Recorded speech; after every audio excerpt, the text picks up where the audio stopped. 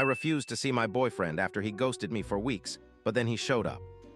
I dated this guy Kane for about 8 or 9 months. Things were mostly okay, but looking back, there were definitely red flags I ignored. He was always kind of possessive and would get weirdly quiet when I talked about going out with friends. Anyway, we had a stupid fight about him constantly checking my phone, which he always did when I wasn't looking. And then he just disappeared. Complete ghost mode. No calls, no texts, blocked on everything. I was honestly relieved at first, like the relationship had been getting more stressful and the constant checking up on me was exhausting.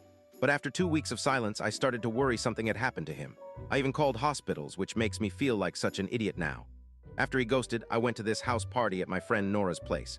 It was pretty crowded, and I was finally starting to feel normal again. It had a few drinks when I literally bumped into Kane while getting another drink. My stomach dropped and I immediately turned to leave, but he grabbed my arm. "Please," he said, "just hear me out." Nora saw us and came over asking if everything was okay. I told her it was fine, which was my first mistake. Kane looked different. His eyes were all red like he'd been crying, and he kept saying how sorry he was for disappearing, how his mom had been in the hospital. Lie. How he just couldn't handle anything else at the time. I should have walked away. I knew I should have walked away.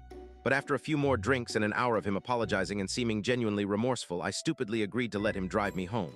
He was completely sober, hadn't touched a drink all night, which I thought was him being responsible. Turns out he had this whole thing planned. We got in his car and at first everything seemed normal. We're talking and he was being super attentive, asking about my work and family. But after about 30 minutes, I realized we weren't heading toward my apartment. When I asked where we were going, he just said he wanted to show me something special to make up for how he treated me. I started getting nervous when we left the city completely. The roads got darker, fewer street lights than none at all, just forest on both sides. I asked him to turn around, but he kept making excuses.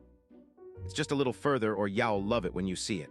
My phone was unalived and the signal was getting weaker. After hours of driving, mostly in silence because I was legit scared at. That point we turned onto this dirt road. No signs, nothing, just trees everywhere. My phone had no signal at all. The road kept getting rougher until we finally stopped in front of this run-down cabin. It looked abandoned, windows boarded up, porch sagging, middle of absolutely nowhere. "What is this place?" I asked, refusing to get out of the car. "It's my uncle's hunting cabin." "Get out," Kane said. And I said no. He reached across me, opened my door, and physically pulled me out. I started screaming, but there was literally nothing around us for miles. He grabbed my purse, took my phone, and then dragged me toward the cabin. I was kicking and fighting the whole way, but he is way stronger than me.